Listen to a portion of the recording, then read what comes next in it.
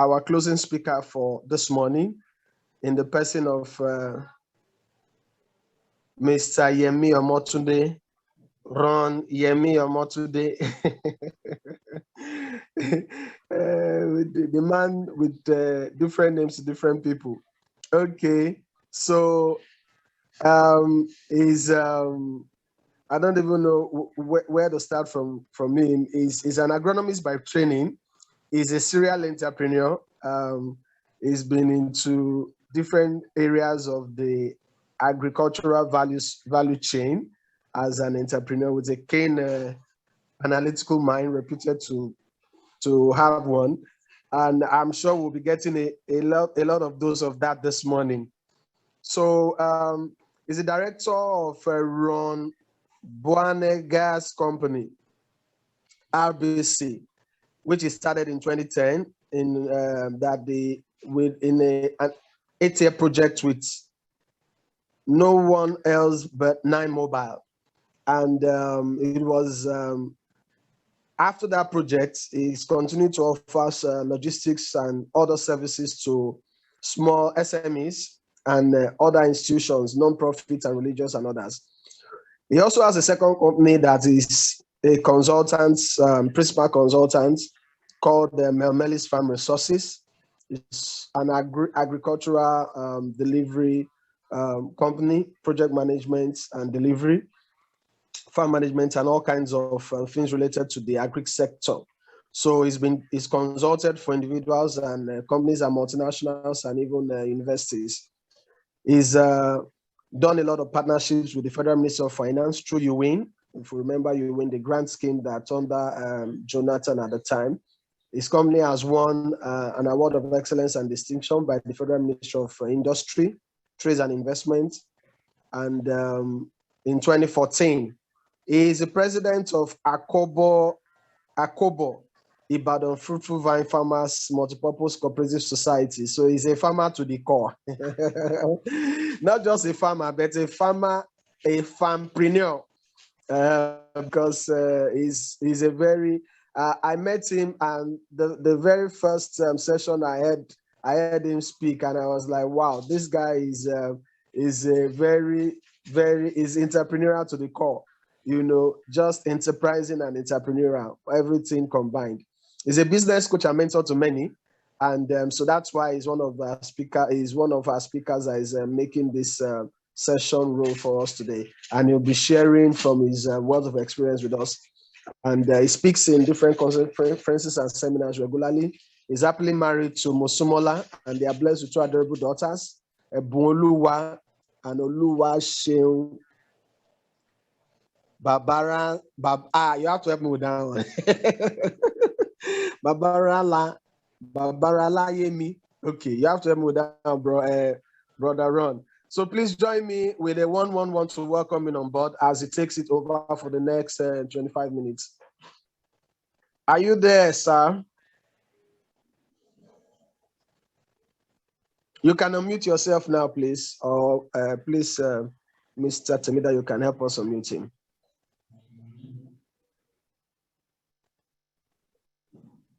Good morning, everybody. Can you hear me? Yes, I can hear you. Okay, thank you very much. Good morning. Thank you very much. My internet seems to be a bit poor here.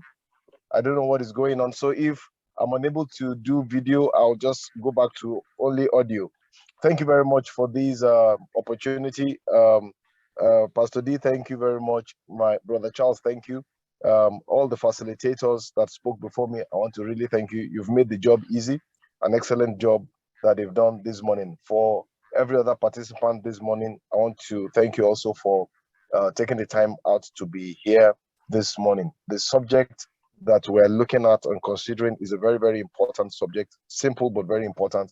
And I think that the facilitators that have done spoken before me have done a lot of justice to that subject. I would just like to cap it up by talking about two aspects of mentoring, just two aspects, and then I'll end my time with us. I want to speak first about the important ethics of a mentor-mentee relationship, the ethics of a mentor and a protege relationship. And secondly, I want to speak to how you can disengage from an abusive mentor or mentoring relationship.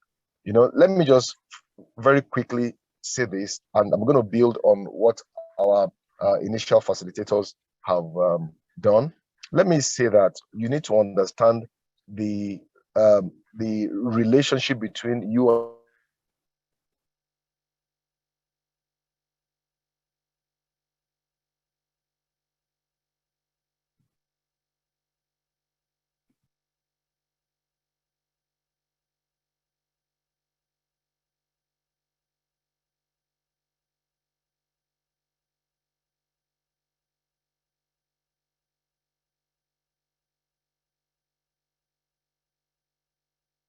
and discuss. The first is that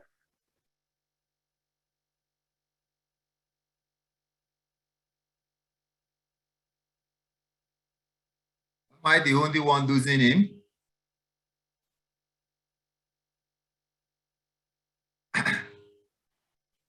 your internet is poor. Can you hear me now?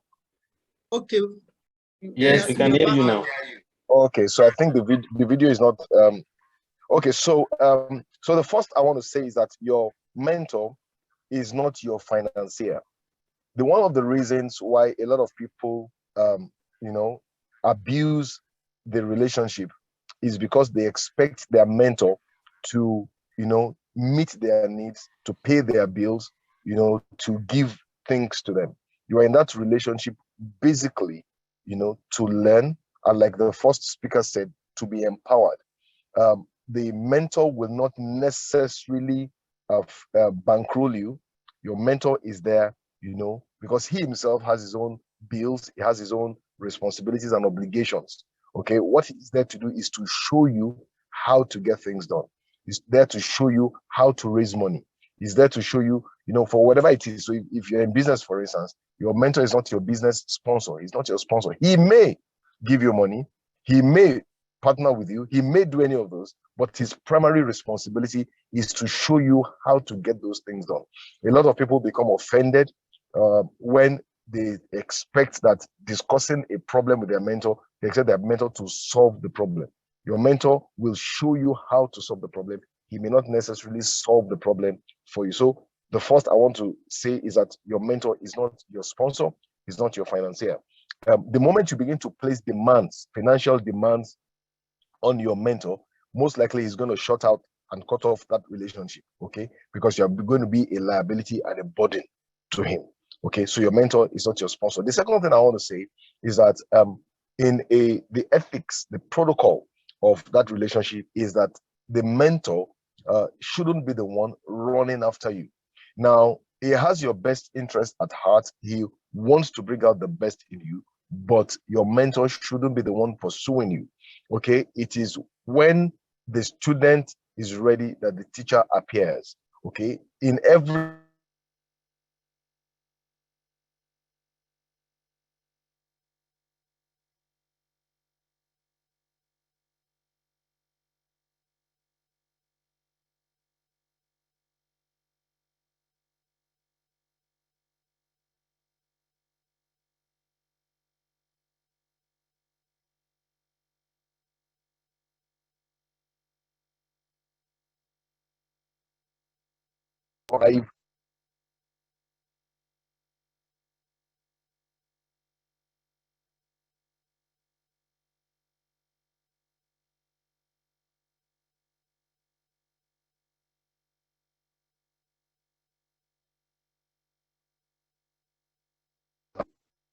okay, to relate with your mentor.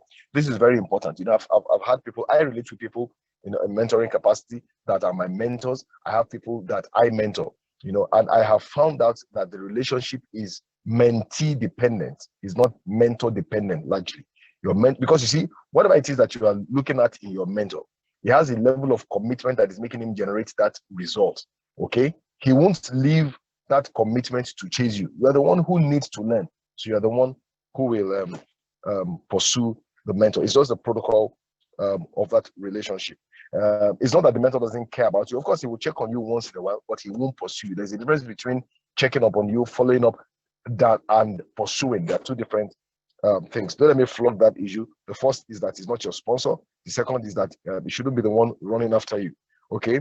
The third I want to talk about is that you should never ask your mentor a question that he has answered in a book, or he has answered in a tape, or that he has made provision for in a seminar. Let me explain that. So look at this training that we're doing right now. If somebody says to me that he wants me to teach him business, and I tell him, oh, fantastic, oh, you want to learn business? There's an academy I can recommend for you. Just register for that academy, and then there are fantastic facilitators. There are material, resource materials that have been put together, okay, by the leadership of this academy that will help you. If the person refuses to register for this program, refuses to register for any of the initiatives of the academy, but the person keeps calling me that I want you to mentor me, I want you to teach me business, what the person wants is not knowledge. What the person wants is attention. Okay, what the person wants is attention. If the person really wants knowledge, if the person wants what I know, whatever question I've answered in a book, you don't need to talk to me to acquire that knowledge. You go pick the book up and read it. Okay, if I've said it in a message, in a training, okay, pick it up, you know, and listen to it. Okay, so a lot of people that say they want they want mentorship, what they want is they want attention, and number two, they want to associate with someone who is successful in a particular field, not because they really want to learn from that person. They want to be seen with that person. Whatever question that has been answered in a book, whatever knowledge that has been provided in a seminar form, or in a training form, or in a conference form, okay, you shouldn't ask that question. To me, it shows that you're not doing your homework. Okay, I remember many years ago, somebody went to meet Mike Murdoch. Many of us will know Dr. Mike Murdoch, you know. So he went for a conference, you know, and this guy went to meet him, and he said, I want you to be my mentor, I want you to be my, and all that, you know, and that I've been following you and all that. So Mike Murdoch asked him, okay, there's no problem. That, have you read any of my books? The man said no. He said, have you listened to any of my tapes? Those were the days of tapes. He said, have you listened to any of my tapes? The man said no. He said, well, Mike Murdoch said, well, that's all I know. Everything I know is what is in the book and it's in the tape. If you've not read any of the books, you've not listened to any of the tapes, that's all I know. If you talk to me one-on-one, I don't know more than what I've put in those things, okay? So if knowledge is what you're looking for, you take advantage of what you're, because you're not trying to waste his time, you're trying to glean from his wealth of knowledge. There's another Nigerian that most of us will know. His name is Kunle Shoriyan. If you want to be mentored by Kunle Shoriyan, he has a package. He calls it the Trove Pack. I bought the pack when he came to our church. The Trove Pack. The Trove Pack has like I think about 20 something of his CDs, of his messages, of his trainings. Okay, he sells it for 60,000. Now he says to you, it's not about the money, but he says, if you want me to be your mentor, before you even talk to me at all, you go get that Trove Pack and you listen to everything. He said, after you've listened to everything, then I can mentor you. Most of the time, by the time you're even done with those things, 80% to 90% of your questions will have been answered. And then, of course, when he now begins to engage you, you can reason at the same frequency, okay, because you know where it's coming from. So the first is that he's not your sponsor. The second is that he shouldn't be the one running after you. The third is that never ask a question. I'm talking about the protocols, okay, the ethics of this mentor-mentee relationship. Never ask a question that he has answered in a book or in a seminar. The fourth thing I want to say is that when you relate with a mentor, never disclose privileged information. There are things that your mentor will share with you that they are privileged information, okay? If he has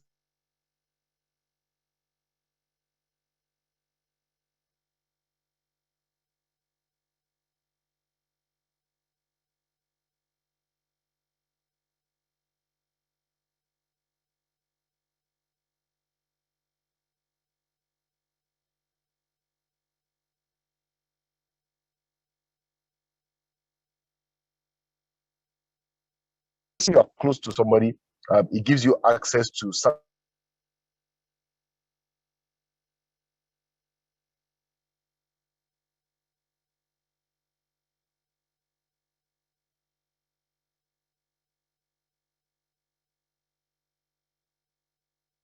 maybe he asks you to ride with him to go for an event or whatever, and then you hear the kind of conversations that he's having, the kind of figures that he's mentioning in the car, you know, the kind of deals that is brokering, and then you go out and then you begin to tell people that, do you know that so and so person is having this partnership with this Italian company? You begin to talk away. You can destroy the future of such a relationship. All right, now, last but not the least, which is going to take me to the second issue that I want to discuss, but the last point under the ethics is that you need to understand that your mentor is not in essence superior to you. Your mentor is not superior to you. Your mentor is someone who simply has attained a particular pedestal, or a particular has achieved something before you.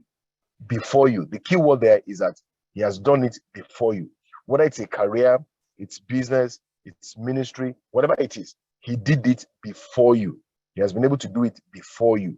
Okay, so if, for instance, you're in a career and then you have you're a banker, and then you have this person who has become a top banking official, maybe an executive director, whatever it is they call them, and then you want to be mentored by this kind of person. The only reason why he can mentor you is because he has attained that level of achievement, success in career before you. If the man happens to be 20 years younger than you and you joined banking before him, perhaps you'd have gotten somebody else to show you, or you'd have found your way to that position. Now you'll be the one in the position to provide that kind of mentoring for him. So your mentor is not in essence superior to you. And this is one of the ways where even in church, in the body of Christ, we make some mistakes. Your mentor is not superior in essence to you. It's not superior. Okay, he's only somebody who has attained something before you. Therefore, the person qualifies to show you how to achieve at least the same result or greater result. How to achieve at least the same result or greater result. Now, please keep that at the back of your mind. Your mentor is not superior to you in essence. However, in function, okay, that is where the difference comes in. But in essence, it's not superior. Now, so with that said, let me now come to how you can disengage from an abusive mentor. Please let me do a quick recap before I go on. So I said I wanted to talk about two things. The first is the important ethics of a mentor-mentee relationship. Under it, I spoke about 5 things. That 1, he's not your sponsor. Number 2, he shouldn't be the one running after you. Number 3 is that you should never ask a question that he has made provision for in a book or in a tape or in a CD, or in a seminar or in a training. Number 4 is that you should never disclose privileged information. Number 5 is that your mentor is not superior to you in essence. He has only achieved that result before you. Okay, therefore he qualifies to show you how to achieve the same result or better result. Now, the second point is now how you can disengage from an abusive mentor. The reason why I ended the first one by saying that your mentor is not superior to you is that if you have somebody who is trying to show you how things can be done, how to achieve something, the only reason why you will allow the person to begin to ill-treat you and to abuse that relationship is when you think that he's superior to you. He is not superior to you. He himself is privileged because he achieved it before you. Okay, so there are different ways mentors abuse their proteges or their mentees, or there are different ways. One of it, which I think is very, very key, is that they waste people's time. Okay, they are time wasters. You go to them for something and they just waste your time unnecessarily. Sincerely, a true mentor should have an understanding of the value of time. Okay, so you cannot squander the greatest asset that a man has, and then all in the name that you want to for your time. You should have respect for your time. You should have respect for your person, and you should have respect for your future. Okay, so one of the ways they abuse relationship is that they waste your time. The second is that they exploit your availability. So mentors exploit the fact that you are available. Okay.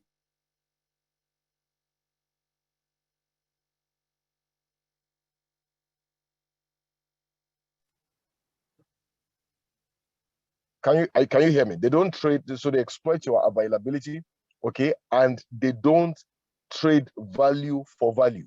So some mentors, for instance, will be using you to get their job done, and they will say that you are learning on the job. But you look at it in real essence, you are not learning anything. They're not giving you anything of real value. Okay, they're not giving anything of real value, yet they're exploiting your availability because you are always there, you are showing up, you are going, and then they take advantage of that. Some people do that. Some other mentors are just mean. They're just mean. You know, you see that usually in the academic setting.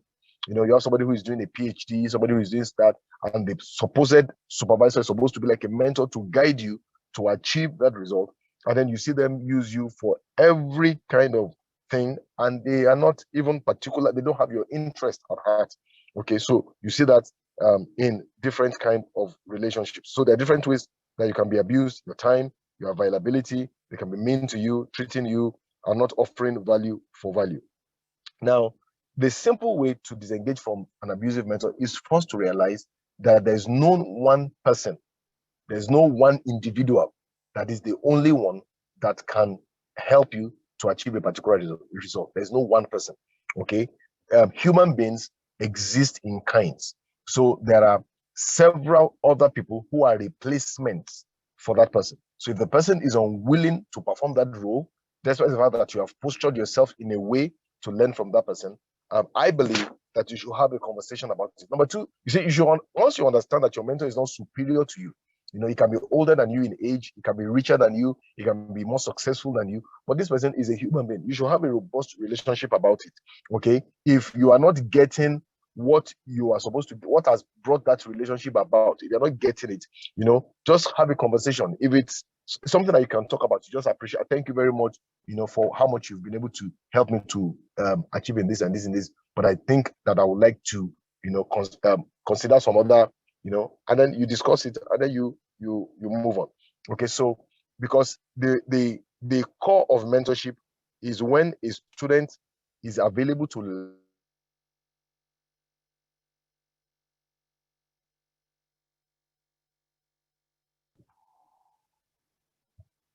So there must be a student that is available to learn, and there must be a teacher that is available to teach. Once there is an absence of at least one of the parties, that automatically terminates the mentorship.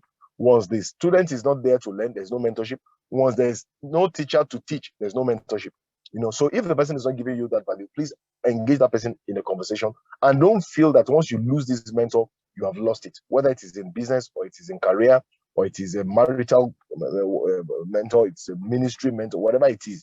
Okay, if the person does not provide that leadership, God will always have replacements. You know, as long as you are not the one who is dysfunctional in that relationship, God will always give you. So I believe that if a mentor is abusive, please withdraw from that kind of relationship. You know, and do it as Christianly as you can. It doesn't have to lead to fight. You know, there's a Yoruba adage that says that there's no fight in church. Say your prayers, I say an amen.